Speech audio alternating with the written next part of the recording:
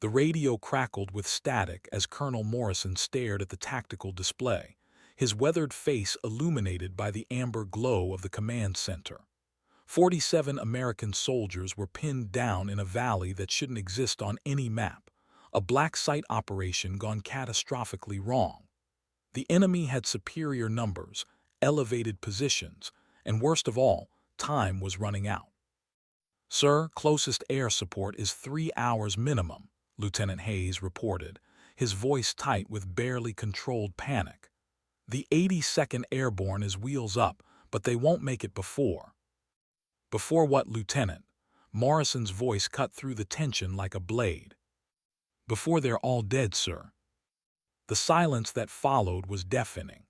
On the display, red dots representing enemy forces continued to converge on the small blue cluster that represented Alpha Company. Morrison had seen this scenario too many times, good soldiers becoming statistics because bureaucracy moved slower than bullets. Then something impossible appeared on the radar. A single aircraft, moving fast and low, vectoring directly toward the engagement zone. "Control, this is Reaper 6-1, requesting immediate fire mission authorization." A voice crackled through the comm system. The voice was calm, professional, and distinctly female, something that made several heads in the command center turn. "Reaper 6-1, negative on authorization. You are not assigned to this operation. Identify yourself and return to base immediately." There was a pause, then, "Control, with respect, those boys down there don't have time for paperwork. I'm already inbound." Morrison grabbed the microphone. "Unknown aircraft, this is Colonel Morrison. You will return to base immediately. That is a direct order." The response came back without hesitation. "Colonel, this is Major Valentina Val Kowalski, 355th Fighter Squadron. I've got a full load of 30 and enough Hellfires to redecorate that valley. Those soldiers are about to get overrun, and I'm the only bird in the sky. So with all due respect, sir, I'm going weapons hot." Morrison felt his jaw clench. He knew that call sign. Everyone in the Air Force knew that call sign, though few spoke it with respect. Val Kowalski, the pilot they'd tried to ground after her last unauthorized engagement. The one they called reckless. The one they called insubordinate. The one who had never lost a soldier under her watch. On the tactical display, the single aircraft symbol continued its approach toward the valley, where 47 Americans waited for a miracle they didn't know was coming. Major Valentina Kowalski banked her, Thunderbolt II through the mountain pass, her hands steady on the controls despite the turbulence that would have rattled most pilots. The Warthog, as the aircraft was affectionately known, was not built for elegance. It was built for one purpose: close air support that could turn the tide of battle in minutes. Through her heads-up display, she could see the heat signatures below. Alpha Company was clustered in what appeared to be a dried riverbed, using the natural depression as cover while enemy forces held the high ground on 3 sides. It was a textbook kill box, and without intervention, it would become a massacre. "Groundhog Actual, this is Reaper 6-1, she transmitted on the emergency frequency. "I show your position, and I see your problem. Can you mark your nearest friendlies with IR strobes?" The response came back immediately, relief evident even through the static. "Reaper 6-1, this is Captain Rodriguez, Groundhog Actual. We've got wounded and we're taking heavy fire from the ridgeline. We're marking our perimeter now." Val could see the infrared strobes flickering to life through her targeting system, creating a clear boundary between friendly and hostile forces. Her years of training took over as she began her approach run, the familiar weight of the aircraft responding to her touch like an extension of her will. "Groundhog, I'm making my run from west to east. Keep your heads down and your strobes active. I'm bringing the thunder." She could hear small arms fire through the radio, the sharp crack of enemy AK-47s mixing with the deeper thump of American M4s returning fire. Somewhere in that chaos, were 47 soldiers who had volunteered to serve their country, and they were depending on her to get them home. The A-10's GAU-8 Avenger cannon was already spun up, its 7 barrels ready to unleash 3,900 rounds per minute of 30 depleted uranium cores. Each round was designed to punch through tank armor. Against infantry positions, the effect would be devastating.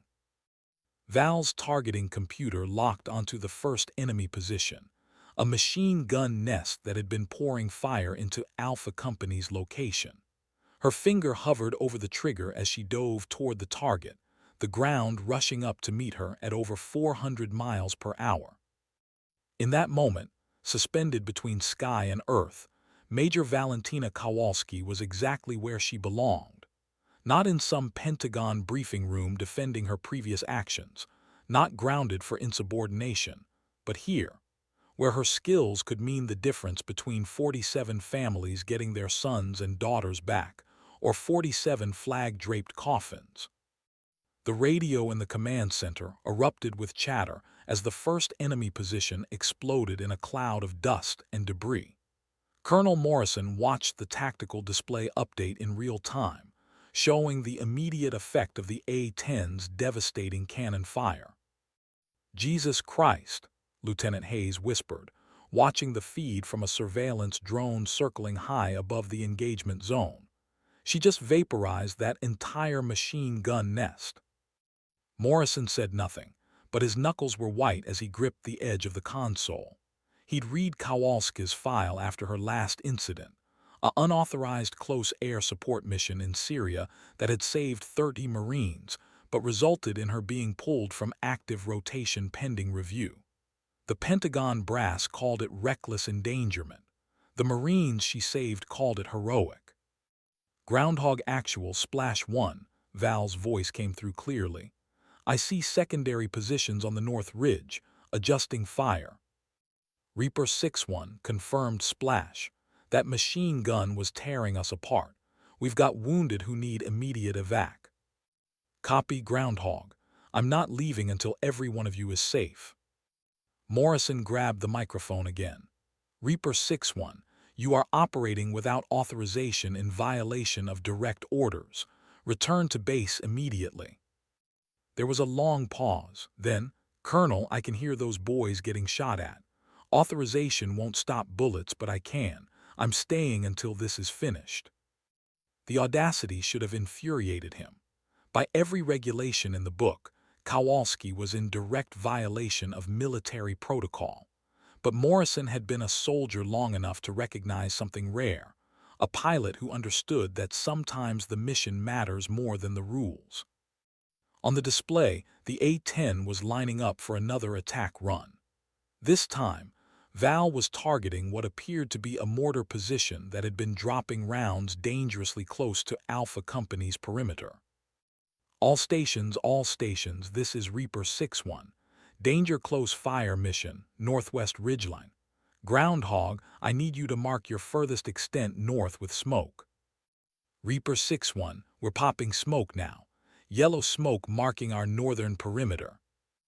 Morrison could see the yellow smoke drifting across the battlefield through the drone feed.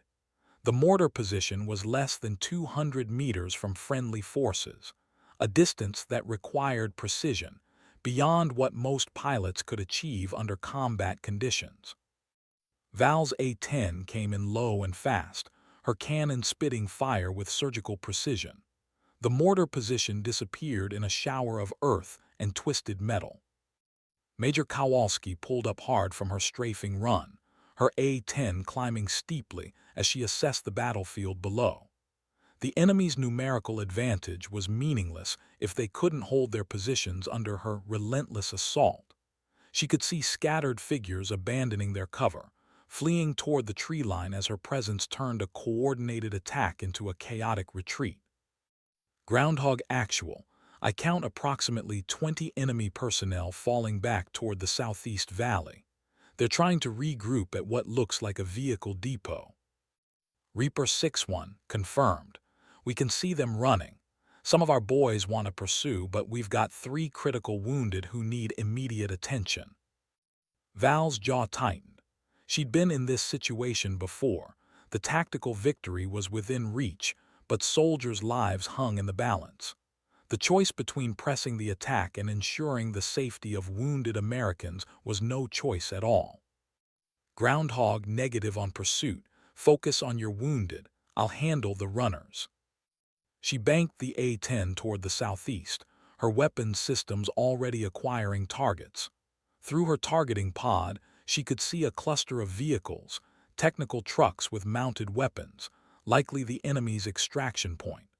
If she could eliminate their transportation, any remaining hostile forces would be stranded in the valley with nowhere to run. This is Reaper 6-1 engaging enemy vehicles, switching to Hellfires. The AGM-114 Hellfire missiles were precision weapons, designed to eliminate high-value targets with minimal collateral damage. Each one could destroy a main battle tank, and against the lightly armored technical trucks below, they would be devastatingly effective. Val's first missile streaked toward its target, leaving a thin trail of smoke as it covered the distance in seconds. The lead vehicle disappeared in a flash of orange flame and black smoke. The explosion was so violent that the vehicles parked nearby were flipped over by the blast wave. Splash one vehicle, continuing engagement. Her second Hellfire found its mark moments later, eliminating another truck filled with fleeing enemy fighters. The remaining vehicles scattered, but there was nowhere to hide in the open valley floor. In the command center, Colonel Morrison watched the systematic destruction with growing respect. This wasn't the reckless cowboy pilot described in the incident reports. This was a professional warrior executing a textbook close air support mission with deadly precision. "Sir," Lieutenant Hayes said quietly, "maybe we should call off that disciplinary hearing." The third Hellfire missile impacted precisely where Val intended, eliminating the largest of the enemy vehicles. She could see through her targeting system that the remaining hostile forces were now effectively stranded, their escape route cut off, and their heavy weapons destroyed. The immediate threat to Alpha Company had been neutralized. Groundhog Actual, this is Reaper 6-1. Valley is clear of enemy vehicles. I count scattered personnel moving toward the tree line, but they appear to be in full retreat. Your perimeter is secure. Reaper 6-1, this is Rodriguez. I don't know how to thank you. You just saved 47 lives today. Val felt a familiar tightness in her throat. This was why she flew, not for commendations or career advancement, but for moments like this when her skills meant soldiers got to go home to their families. "Just doing my job, Groundhog. What's your status on casualties?" 3 wounded, 2 critical. We need immediate medevac, but the LZ is still hot for helicopters. Copy that. I'll stick around and provide overwatch until the cavalry arrives. In the command center, Morrison made a decision that would define the rest of his career. Instead of continuing to order Kowalski back to base, he reached for a different microphone, the one connected to medical command. "Dustoff 7-2, this is Eagle Base. We have 3 urgent casualties requiring immediate extraction. Grid coordinates follow."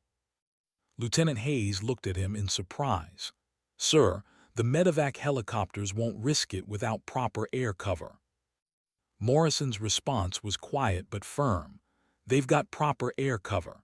The best damn close air support pilot in the Air Force is already on station." The US-60 Black Hawk medevac helicopter approached the valley cautiously, its crew scanning for any remaining threats. Through the static of the radio, they could hear the steady voice of their guardian angel circling high above. "Dustoff 7-2, this is Reaper 6-1. I have eyes on your approach. Valley floor is clear, but I'm going to make one more pass to ensure the LZ is secure for your landing." "Roger, Reaper 6-1. We appreciate the escort." Val brought her A-10 down low, flying directly over Alpha Company's position in a show of force that served a dual purpose. Any remaining enemy fighters would see the distinctive silhouette of the Warthog, and think twice about revealing their positions, while the soldiers below would know their air cover was still watching over them. From her cockpit, she could see the wounded being prepared for evacuation. Medics had set up a triage area using ponchos stretched between rocks, their red medical crosses clearly visible from above.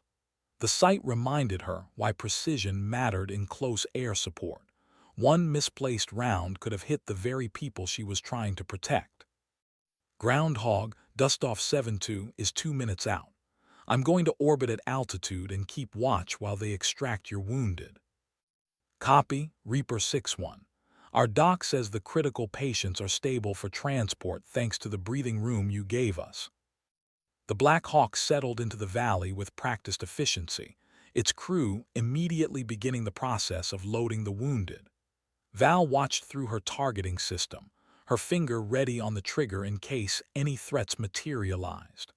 The helicopter was vulnerable during the loading process, unable to maneuver quickly with patients being moved aboard. Minutes stretched like hours as the medical team worked.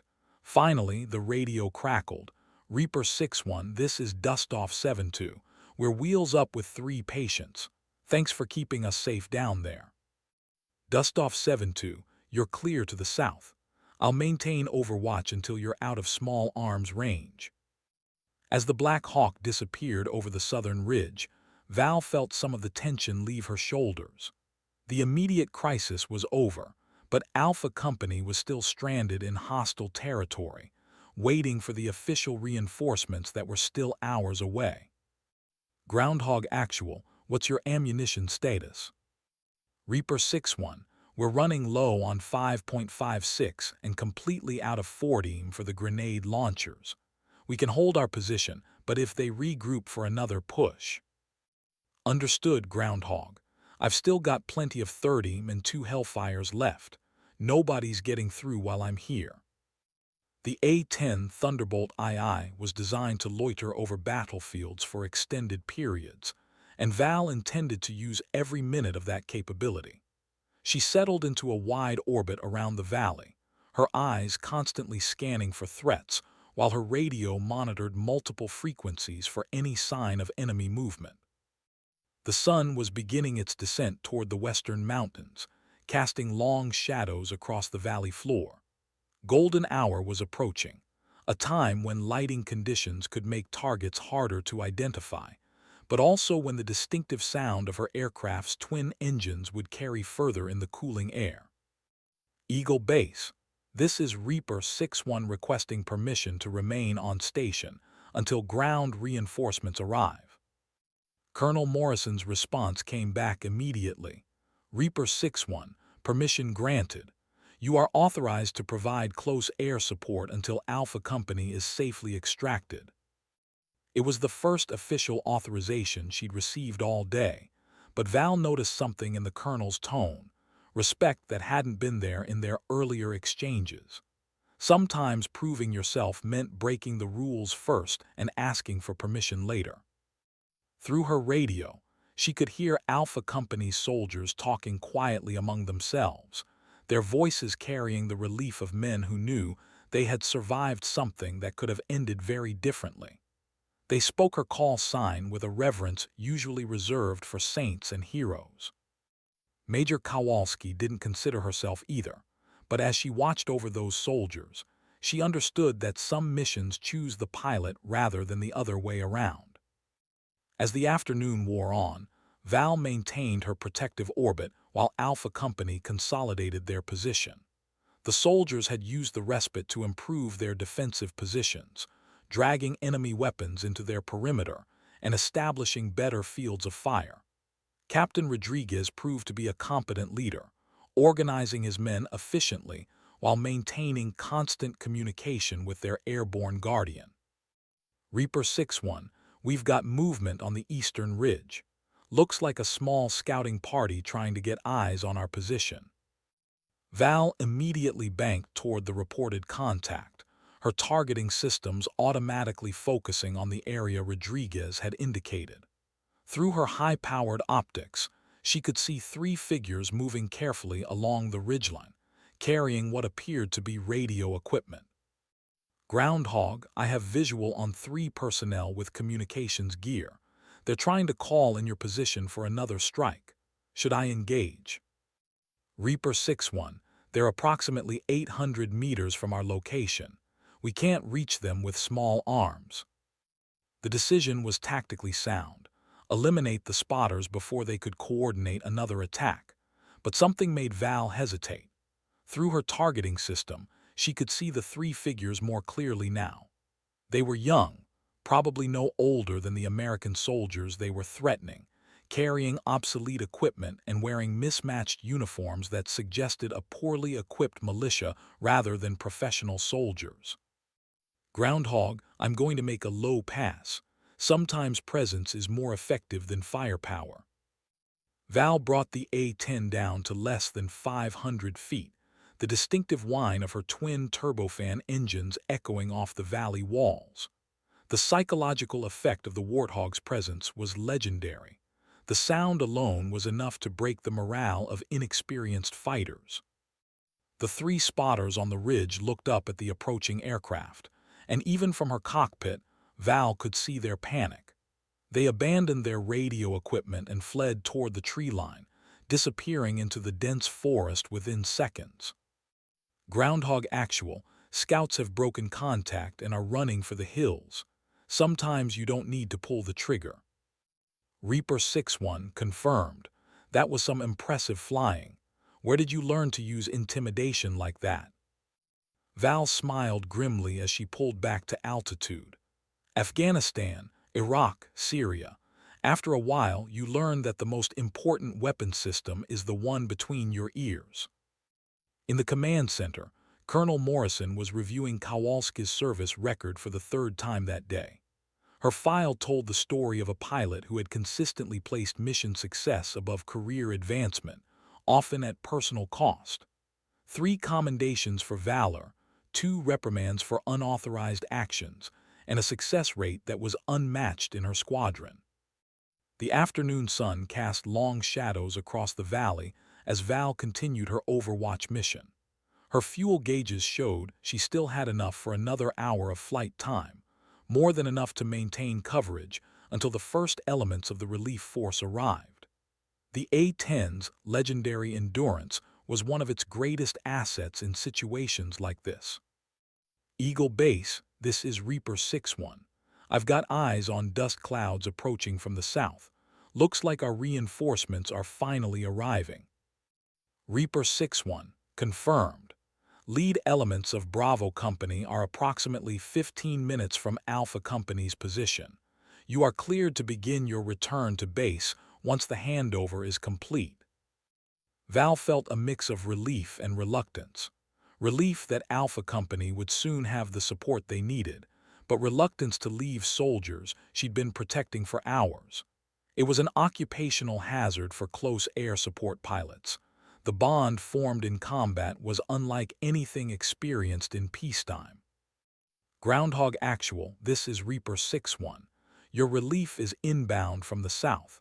I'll maintain Overwatch until they reach your position. Reaper 6-1, this is Rodriguez. I want you to know that every man in Alpha Company owes you his life today. When they write the after-action report, they'll say the mission was successful because of superior firepower and tactical advantage. But we'll know the truth. We survived because one pilot refused to abandon us. The words hit harder than Val expected. Recognition from fellow warriors meant more than any medal or commendation ever could. These were soldiers who understood the difference between following orders and doing what was right. As the first vehicles of Bravo Company crested the southern ridge, Val began her climb toward cruising altitude. Her mission was complete, but the impact of her decision to disobey orders would reverberate through the Pentagon for months to come. The flight back to base gave Val time to reflect on the day's events. Her fuel gauges showed comfortable reserves. Her weapons systems indicated she'd expended exactly what she'd intended, and her aircraft had performed flawlessly despite the demanding low-level flying required for effective close air support. But as she contacted the tower for landing clearance, she knew the real challenge was just beginning. By now, word of her unauthorized mission would have reached the highest levels of command. There would be paperwork, interviews, and likely another disciplinary hearing to determine whether her actions constituted heroism or insubordination. Tower, this is Reaper 6-1 requesting permission to land. Reaper 6-1, you are cleared for landing. Colonel Morrison requests you report to the command center immediately after shutdown. Val's stomach tightened, but her voice remained steady. Copy, Tower. Reaper 6-1 inbound. As she approached the runway, she could see vehicles lined up near the operations building, more than usual for a routine return from a training flight. Word had obviously spread about her unauthorized mission, and it appeared that half the base wanted to witness whatever was about to happen next. The A-10 touched down with barely a bump, testament to thousands of hours of flight experience. As she taxied toward the flight line, Val caught glimpses of ground crews and pilots watching her approach. Some faces showed admiration, others concern, but all showed respect for what she had accomplished that day. She shut down the engines and completed her post-flight checklist with methodical precision, taking time to ensure her aircraft was properly configured for maintenance. Whatever consequences awaited her in the command center, she would face them with the same professionalism she brought to every mission. Removing her helmet and stepping down from the cockpit, Val was surprised to see Chief Master Sergeant Williams waiting for her with a slight smile on his weathered face. Hell of a thing you did out there today, Major. 47 soldiers get to go home because you refused to follow bad orders. I didn't refuse to follow orders, Chief. I just followed a higher one. Never leave soldiers behind when you have the power to help them. Williams nodded approvingly. The colonel's waiting for you in the command center. Fair warning, there are some Pentagon folks in there who aren't too happy about your impromptu air show. Val straightened her flight suit and checked her appearance in the aircraft's polished surface. Whatever happened next, she would face it with dignity. The walk to the command center felt longer than usual, each step taking her closer to a confrontation that would likely determine the rest of her career. Other personnel she passed offered nods of support or quick words of encouragement, but Val's focus was already shifting to the next phase of the mission, defending her actions to people who had never felt the weight of responsibility that came with holding soldiers' lives in your hands. The command center was crowded when Val entered, but the conversation stopped immediately as all eyes turned toward her. Colonel Morrison stood behind the main tactical display, flanked by two officers in dress uniforms whom she didn't recognize. Undoubtedly, the Pentagon representatives Chief Williams had warned her about. Major Kowalski, reporting as ordered, sir. Morrison's expression was unreadable as he gestured toward an empty chair. Take a seat, Major. We have a lot to discuss. The taller of the two Pentagon officers, a brigadier general whose name tape read Harrison, stepped forward with a folder in his hands. His face showed the kind of bureaucratic displeasure that Val had encountered before, the look of someone who valued procedure above results.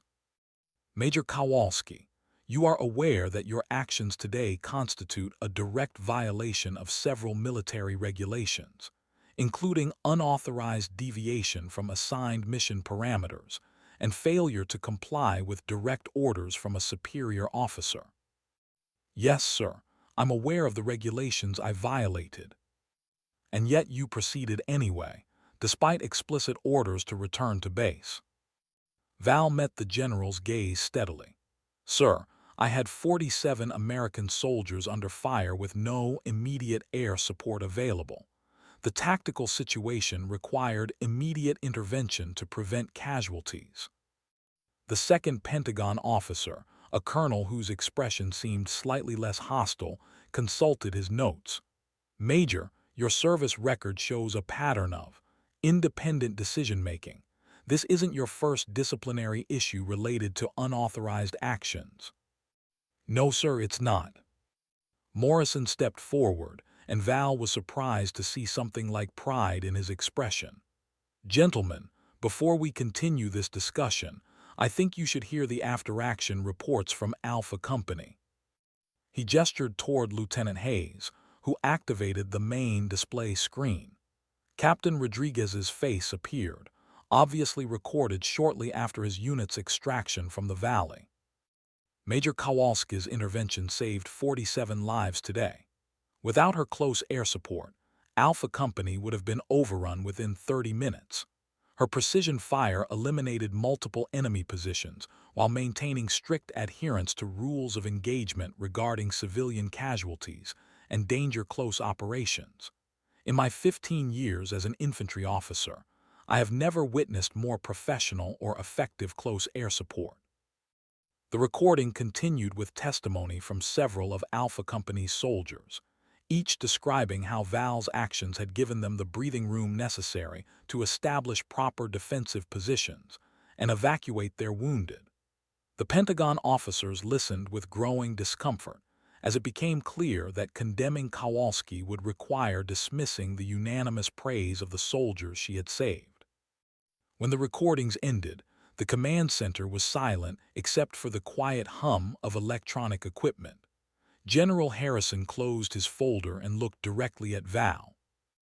"Major Kowalski, your actions were unauthorized and in direct violation of military protocol. However, the results speak for themselves.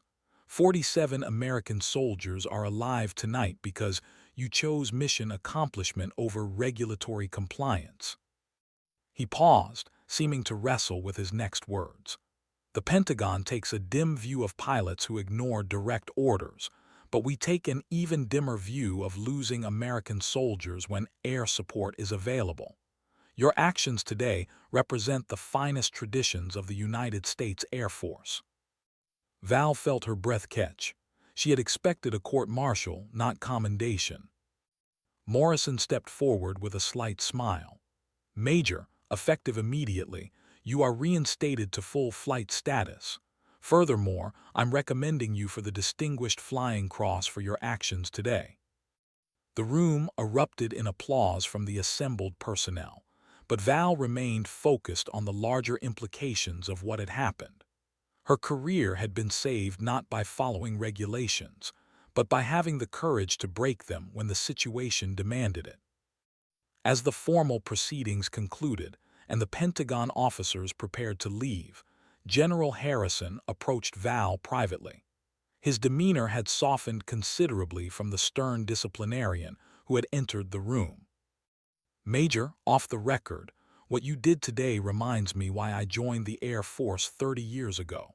We train pilots to make split-second decisions under pressure, then get upset when they actually do it. You made the right call, and 47 families will have their soldiers home because of it." He extended his hand, which Val shook with genuine respect. "The Air Force needs more pilots like you, Major. Pilots who understand that sometimes the mission is more important than the paperwork." After the officers left, Morrison approached her with a tired but satisfied expression. "Major, I owe you an apology. When I ordered you to return to base, I was thinking like a bureaucrat instead of a soldier. You reminded me what leadership really means. Colonel, you were protecting me from the consequences of my actions. I understand why you gave those orders." "Maybe, but you were protecting those soldiers from getting killed while I worried about regulations. There's a reason you're flying missions and I'm pushing paper." The conversation was interrupted by Chief Williams, who appeared with a clipboard and his characteristic grin. "Major, your aircraft is ready for the next flight. Fuel topped off, weapons reloaded, all systems green, just in case anyone else needs some unauthorized air support." Val laughed despite the tension of the past few hours. "Chief, I think I've caused enough trouble for one day." "Trouble, Major? Every pilot on this base would follow you into combat after what happened today. What you did out there wasn't trouble, it was leadership." As the command center gradually returned to normal operations, Val found herself standing alone at the tactical display, looking at the valley where Alpha Company had made their stand. The blue icons representing friendly forces had long since moved to safety, but she could still visualize every detail of the engagement, every target she had engaged, every decision she had made under pressure. The weight of command was something they never adequately prepared you for in flight school. The knowledge that your actions could mean the difference between soldiers going home to their families or being shipped home in flag-draped coffins was a responsibility that changed you at a fundamental level. Her radio crackled with a new transmission. Eagle Base, this is Groundhog Actual. Alpha Company has reached friendly lines. All personnel accounted for, all wounded stable.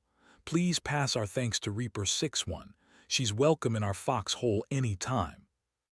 Val smiled as she keyed her microphone for the final time that day. Groundhog Actual, this is Reaper 61. It was an honor to fly for you today.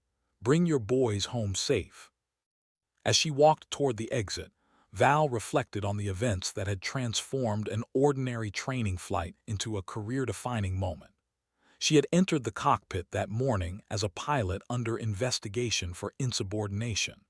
She was leaving as someone who had proven that sometimes the greatest act of military discipline is knowing when to break the rules. The setting sun painted the sky in brilliant oranges and purples as Val emerged from the command center, her flight suit still bearing the creases from hours in the cockpit. The base was settling into its evening routine, but she could feel the subtle changes in how people looked at her, the respectful nods from ground crew members, the approving smiles from fellow pilots, the sense that something fundamental had shifted in her relationship with the military hierarchy. Her phone buzzed with a text message from her sister back home. Saw the news about some Air Force pilot saving a bunch of soldiers today. Reminded me of you flying crop dusters back in Nebraska, always trying to help Dad save the harvest when weather was coming in. Val smiled at the memory. Her sister didn't know how close that comparison really was. The same instinct that had driven her to push dangerous flights to protect their family farm was what had sent her diving into that valley today. Some people were built to run toward danger when others needed help, regardless of the personal cost. Walking across the flight line toward her quarters, she passed her A-10 being prepared for the next day's missions. The ground crew had already removed the expended ammunition and refueled the aircraft, but she could still see scorch marks on the gun barrel from the day's engagement. The Warthog looked exactly as it should, slightly battered but ready to fight again at a moment's notice. Evening Major, called out Staff Sergeant Martinez, one of her regular crew chiefs. Heard you gave those Army boys quite a show today. Just doing what the aircraft was designed for, Sergeant. Yes, ma'am, but not every pilot would have had the guts to ignore orders and do what was right. That's what separates the real warriors from the ones just punching tickets. The compliment meant more coming from an enlisted man who worked with pilots every day than it would have from any officer. Crew chiefs saw pilots at their best and worst, and their respect had to be earned through actions rather than rank. As she reached her quarters, Val found a bottle of bourbon sitting outside her door with a note attached. From the boys of Alpha Company, for the pilot who wouldn't leave us behind. Rodriguez. Inside her small apartment, she poured a modest drink and sat by the window overlooking the flight line. Tomorrow would bring new missions, new challenges, and undoubtedly more situations where the right choice wouldn't be the easy choice. But tonight, 47 American soldiers were safe because one pilot had decided that some rules were worth breaking. Her phone rang, displaying a number she didn't recognize. Major Kowalski speaking. Major, this is Captain Rodriguez. I hope you don't mind me calling, but I wanted to thank you personally before the official reports get filed and everything becomes bureaucratic. Captain, you don't need to thank me. I'm just glad everyone made it home. Ma'am, with respect, you have no idea what you did today. Those weren't just soldiers you saved. They were sons, fathers, brothers. Private Johnson's wife just had their first baby. Sergeant Williams has 2 daughters in high school. Corporal Martinez was supposed to get married next month. You didn't just save 47 soldiers, you saved 47 families from the worst news they could ever receive. The emotion in Rodriguez's voice was unmistakable, and Val felt her throat tighten in response. This was the reality of combat aviation. Every successful mission meant real people got to continue their real lives. Captain, I need you to know that what your soldiers did today was just as important as anything I did. They held their positions under fire, followed orders under pressure, and took care of their wounded like professionals. I just provided the firepower. They provided the courage. Major, I've served with a lot of pilots over the years. Some are technically excellent, some are brave, some are good communicators. But very few understand that close air support isn't about flying aircraft, it's about protecting soldiers. Today, you reminded us that there are still pilots who remember what the mission really means. After the call ended, Val sat in the growing darkness of her apartment, watching the lights of aircraft moving across the night sky. Somewhere out there, other pilots were flying other missions, making the same kinds of split-second decisions that could save lives or end careers.